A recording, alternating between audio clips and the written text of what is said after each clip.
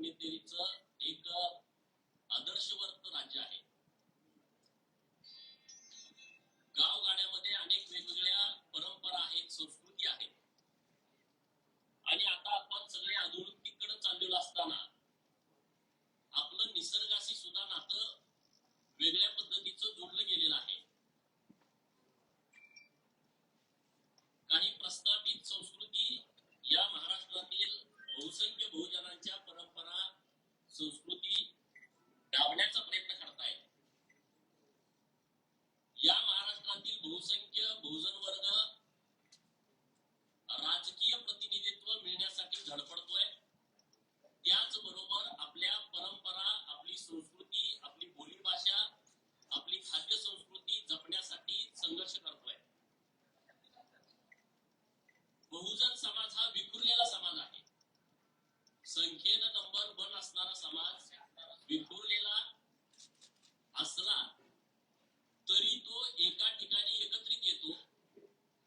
ते म्हणजे मल्हारी मार्तंड खंडेरायाच्या जेजुरीमध्ये हा महाराष्ट्रातील कानाकोपऱ्यातील छोटा छोटा समूह तिथे एकत्रित येत राहतो आणि हाच धागा पकडून आम्ही या महाराष्ट्रातील सर्व बहुसंख्य बहुजनांना एकत्रित करण्यासाठी त्यांच्या ज्या लोककला आहेत, त्यांची जी संस्कृती आहे, त्यांच्या ज्या चांगल्या परंपरा आहेत, चांगल्या रीती आहेत, चांगल्या रूढी आहेत, त्या जोपासण्यासाठी मल्हार महोत्सव 2022चं आयोजन आम्ही करतोय. हे द्वैवार्षिक उत्सव असणार आहे. त्यामध्ये पहिल्या वर्षामध्ये 15 जानेवारी आणि 16 जानेवारी बालगंधर्व पुणे येथे या मल्हार महोत्सवाचं आयोजन केलेलं आहे. या महोत्सवामध्ये महाराष्ट्रातील अनेक कलावंत सहभागी होणार आहेत, अनेक कलाकार सहभागी होणार आहेत, ज्यांनी या लोकसंस्कृतीचं जतन केलेलं आहे. अशा अनेक मान्यवरांचं तिथं मान सन्मान केला जाणार आहे. म्हणजे उदाहरणार्थ आपल्याकडे गावगाड्यामध्ये अनेक कला आहेत. समजा पुतराज आहे, गोंधळी आहे, तमाशा कलावंत आहे, वाघ्या मुरळी आहे, बहुरूपी आहे, वासुदेव आहे, धनगर समाजाचं गजनृत्य आहे, धनगरी ओव्या आहेत, जात्यावरच्या ओव्या आहेत, दशावतारी आहे. म्हणजे असे वेगवेगळे नानाविध प्रकार गावगाड्यामध्ये आपल्याला बघायला मिळतात. लावणी आहे, नंदीबैलवाला आहे, मर्याचा गाडेवाला आहे, कडक लक्ष्मीवाले आहे, पोतराज गावामध्ये येतो, सकाळ सकाळी पिंगळ जोशी येतो, कुडमुडे जोशी येतो. म्हणजे हे सगळ्या पूर्वीपासून चालत आलेल्या आपल्या परंपरा या आपण जतन केल्या पाहिजेत आणि या निमित्तानं आपल्याला एकत्र येता येईल. आणि या महोत्सवामध्ये या सगळ्या विषयामध्ये ज्यांनी अनेक वर्षापासून काम केलेलं आहे अशा सगळ्या लोकांना, मग ते शैक्षणिक असेल, सामाजिक असेल, सांस्कृतिक असेल किंवा क्रीडा क्षेत्रामध्ये ज्यांनी फार मोठं योगदान केलंय अशा सगळ्या लोकांना तिथं आपल्याला ऐकायला मिळणार आहे. अशा अनेक लोकांच्या तिथं मुलाखती होणार आहेत. आणि खाद्य महोत्सव सुद्धा दुसऱ्या दिवशी म्हणजे 16 तारखेला जे वेगवेगळे आपल्या गावगाड्यातल्या खाद्य संस्कृती आहेत त्या खाद्य संस्कृतीचा सुद्धा तिथं आपल्याला चव चाकता येणार आहे. अशा पद्धतीचा मल्हार महोत्सव 15 आणि 16 जानेवारीला आपण पुणे येथे करतोय. महाराष्ट्रातील ज्या ज्या लोकांनी या संस्कृतीचं जतन केलेलं आहे, ज्यांना ज्यांना या परंपरा टिकाव्या, या परंपरा चांगल्या आपल्या पुढे जाव्यात, किती जरी आपण आधुनिक झालो तरी आपण आपलं मूळ सोडता कामा नये, असं ज्या ज्या लोकांना वाटतंय त्या त्या सगळ्या लोकांना मी आपल्या माध्यमातून 15 आणि 16 तारखेचं निमंत्रण देतोय. त्यांनी या कार्यक्रमाला उपस्थित राहावं.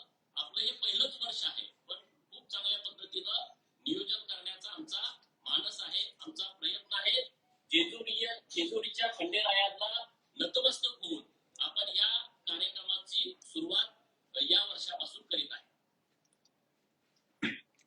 तुम्ही सुरुवातीला उल्लेख केलात की काही म्हणजे राजकीय नेतृत्व टिकवण्याचा प्रयत्न करतात, दुसऱ्या बाजूला सांस्कृतिक वारसा देखील जपण्याचा प्रयत्न, काही प्रस्थापित याला दाबण्याचा प्रयत्न करतात. म्हणजे काय? आपल्या अनेक गावगाड्यातल्या लोककला आहेत, पण त्या लोककला आता लोप पावत चाललेल्या आहेत. त्याला एक व्यासपीठ मिळणं ही काळाची गरज आहे. आता मी गावाकडचा राहणार आहे. मी लहानपणी सगळ्या या लोककला बघितल्यात. गावात डोंबाऱ्याचे खेळ होते. आता ती मुलं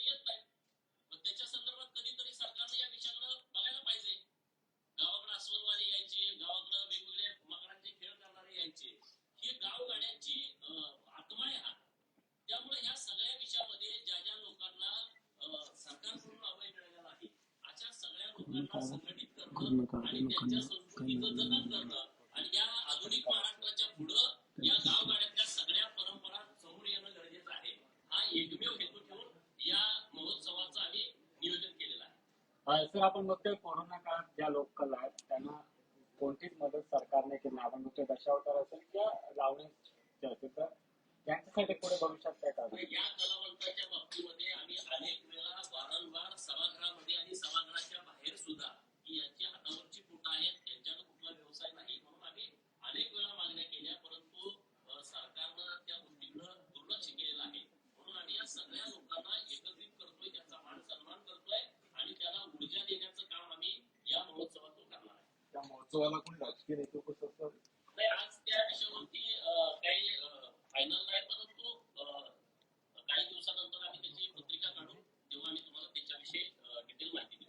गोपीचंदजी, मागच्या 2 वर्षात तुमचा एकंदरीत सगळ्या गोष्टी बघितल्या तर मग किल्ले वापगाव पासून असेल ते मल्हार महोत्सवापर्यंत याला कुठं राजकीय काही भाग आहे का? कारण विरोधक वारंवार आरोप करतात की कुठेतरी बहुजनांना एकत्र करून आपल्या मतदारांची मोट बांधण्याचा प्रयत्न या सगळ्यामधून होतोय. मल्हारी मार्तंड हे महाराष्ट्रातील बहुसंख्य बहुजनांचं आराध्य दैवत आहे आणि तुम्ही सगळं बघितलं की या महाराष्ट्रातील प्रत्येक तरुण, प्रत्येक पालक हे मल्हारी मार्तंडाचं दर्शन घेतल्याशिवाय वर्षभरामध्ये राहत नाही आणि म्हणून तिथं सगळा आमचा बहुसंख्य समाज जर गोळा होत असेल, आम्हाला दुसरा कुठला पर्याय नाही आणि म्हणून आम्ही मल्हार महोत्सव हे मल्हारी मार्तंड खंडेरायाला स्मरून आम्ही या उत्सवाचं आयोजन करतोय आणि त्यामुळे यामध्ये राजकारण करायचा विषय नाही. आम्ही एकत्र आलं पाहिजे, आम्ही एकमेकांशी बोललं पाहिजे, आमच्या संस्कृतीची आदान प्रदान झाली पाहिजे, आमच्या लोककला काय आहे ती एकमेकांना कळायला पाहिजे,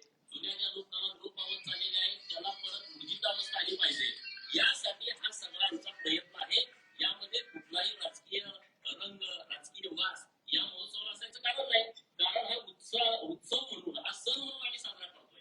यामध्ये याला कुठलीही राजकीय पार्श्वभूमी नाही.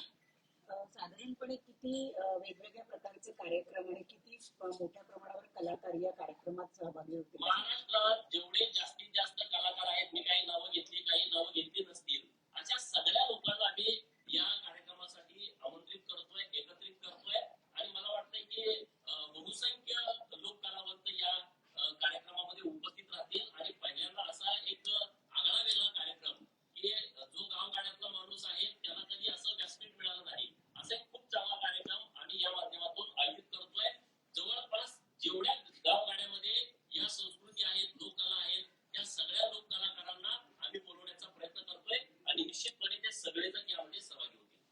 हा पहिलाच प्रयत्न असणार आहे, पण साधारण ही वाटचाल पुढे कधीपर्यंत सुरू ठेवण्याचा नाही, तुमचा आम्ही विचार आहे? कंटिन्यू करू, वेळोवेळी याविषयी आम्ही तुम्हाला माहिती देऊ. आता या वर्षीचा जो कार्यक्रम आम्ही पहिल्यांदा करतोय, तर त्याच्यानंतर पुढचा कार्यक्रम कधी, त्यामध्ये आम्ही कशा पद्धतीनं दिशा ठरवणार आहे ते त्या त्यावेळेस आम्ही तुम्हाला सांगू. पडळकरजी, 2 मुद्दे उपस्थित करतात. एक तर तुम्ही हे करताना याला असं एक गोष्ट म्हणतात की थेट पडळकरांना धनगर समाजाची मोठ एक अशी नेतृत्व बांधायचं काम करायचं आहे, मग ते वेगवेगळ्या राजकीय प्लॅटफॉर्म वापरतायत का? नाही नाही, असं काही नाही आहे. आता यामध्ये धनगर समाज नुसता मर्यादित हा विषय नाही आहे. मी तुम्हाला सगळ्या ज्या लोककला सांगितले त्या विविध समाजाच्या लोककला आहेत आणि त्या सगळ्या लोकांना आपण एकत्रित करणं गरजेचं आहे की जे कुणी कधी केलं नाही. आता जे कुणी कधी केलं नाही त्यात माझा दोष काय आहे? मी या सगळ्या लोकांना एकत्रित बोलवून त्यांना मानाचं स्थान देण्याचा मी प्रयत्न करतोय आणि त्यांच्याही मनामध्ये ऊर्जा तयार व्हावी की बाबा आपण आपल्या किती जरी मोठं झालो, आपण किती जरी आधुनिकतेकडे गेलो तर आपण आपलं मूळ विसरता कामा नये. म्हणजे मी हा पहिलाच कार्यक्रम करतोय असं नाही. मी जेव्हा अहिल्या जयंती साजरी केली तेव्हाही मी आमच्या लोकांना सगळ्यांना आपला जो पोशाख आहे तो वेगळा आहे, त्याला वेगळं पण आहे आणि मी स्वतः तो पेहरावा केला आणि मी तो 31 मेचा आमचा जो आनंदाचा दिवस आहे तो आम्ही साजरा केला. त्यामुळे यामध्ये असा काही कुठला हेतू नाही, पण जी गावगाड्यातली सगळी लोक या सगळ्या प्रभावामध्ये बाजूला पडतायत आणि त्या लोककलेकडे बघण्याचा दृष्टिकोन नवीन पिढीचा बदलला पाहिजे. नवीन पिढीला आपल्या गावगाड्यातल्या महाराष्ट्राच्या लोककला काय त्या समजलं पाहिजे. ते समजायला दुसरा कुठला आता मार्ग नाही. म्हणून आम्हाला त्या सगळ्यांना एकत्रित करून या आमच्या सगळ्या नवीन पिढीला, लहान मुलांना हे कळायला पाहिजे की महाराष्ट्र हे विविधतेनं नटलेलं राज्य आहे. आपल्या महाराष्ट्रामध्ये अनेक जाती धर्म आहेत आणि ते वेगवेगळ्या संस्कृतीचे आहेत. त्यांच्याकडे खाद्य संस्कृती वेगळी आहे, त्यांचा पेहरावा वेगळा आहे, त्यांच्या लोक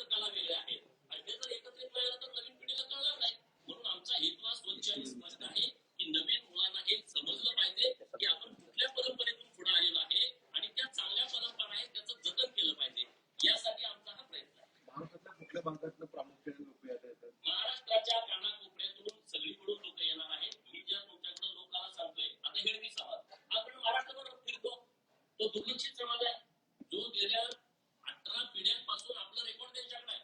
म्हणजे तहसील कार्यालयात एखादं रेकॉर्ड आपलं मिळणार नाही, परंतु हेळवी समाजाला सगळं मिळतं.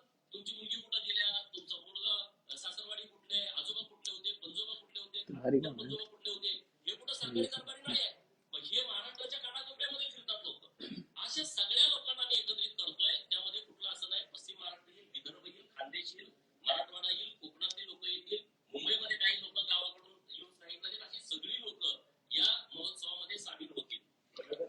नागपुरात खासदार महोत्सव सुरू आहे नितीन गडकरी साहेबांचे, तिथं उद्घाटनाला विशेष सेलिब्रिटी लोक येतात, तसं काय उद्घाटनाला मानस आहे का? नाही, अजून आमचं काही उद्घाटनाच्या संदर्भातलं आमचं फायनल काही झालेलं नाही. जेव्हा होईल तेव्हा मी तुम्हाला सांगेन. सर, याला- दुसरा प्रश्न असा आहे की एसटी महामंडळाचं नाही, आता आंदोलन आमचा झालं याच आहे. विषयावरती विनंती आहे माझी की या विषयावरती या आपण या याच संदर्भात तुम्ही म्हणता की राजकीय कार्यक्रम नाहीये, तर सर्वपक्षीय राजकीय नेते किंवा कार्यकर्ते या सगळ्यांना आवाहन कराल का यात सामील व्हायचं? मग ते राष्ट्रवादी असेल, शिवसेना असेल, इतर सर्वपक्षीय. मी तुम्हाला अगोदर सांगितलं की ज्यांना ज्यांना या लोकसंस्कृती जतन करायची आहे, ज्यांना ज्यांना या आपल्या पूर्वांपार चालत आलेल्या परंपरा ज्या चांगल्या आहेत त्या पुढं गेल्या पाहिजेत, असं ज्याला ज्याला वाटतंय त्या त्या सर्वांना माझ्याकडून आमंत्रण आहे. पक्ष, पार्टी, गट, जात पात याच्या पलीकडे जाऊन माझा आवाज त्या सगळ्या लोकांना आहे की ज्याला ज्याला वाटतंय की महाराष्ट्राची संस्कृतीचं जतन झालं पाहिजे, त्या सगळ्यांना माझं हात जोडून निमंत्रण आहे की तुम्ही या, तुमचं आम्ही स्वागत करू. दुसरा की मुद्दा आता दोन महत्वाचा आहे. एमपीसीचा विषय तुम्ही खूप जोरदार मांडला होता. आज प्रत्येक राज्यामध्ये म्हणजे यापूर्वी आरोग्याचा मुद्दा समोर आलाय, त्यानंतर टीईटी एक्झाम परीक्षेमध्ये मोठ्या अधिकाऱ्यांकडे आज प्रत्येक रेट झाली, त्यामध्ये 2.5 कोटीची रोख रक्कम त्या घरात थेट सापडलेली आहे. म्हणजे यापूर्वी 80 लाख रुपये सापडले, आता 2 कोटी. आणि परत पोलीस भरतीचा सुद्धा भ्रष्टाचार बघा, चालू आता आहे. मी 10 दिवस मुंबईतच आहे. या सगळ्या विषयावरती आपण निश्चितपणे बोलू, पण आज जरा हा वेगळा विषय असल्यामुळं आज मी या विषयावरती बोलणार नाही. पण आपण या विषयावरती बोलू. जे बाकीचे सगळे विषय आहेत त्याचा आपण व्यवस्थितपणे जे चुकीचं घडलंय त्याच्यावरती आपण बोट ठेवू, त्याच्यावरती आवाज नक्की. ओके, बरोबर. थँक्यू.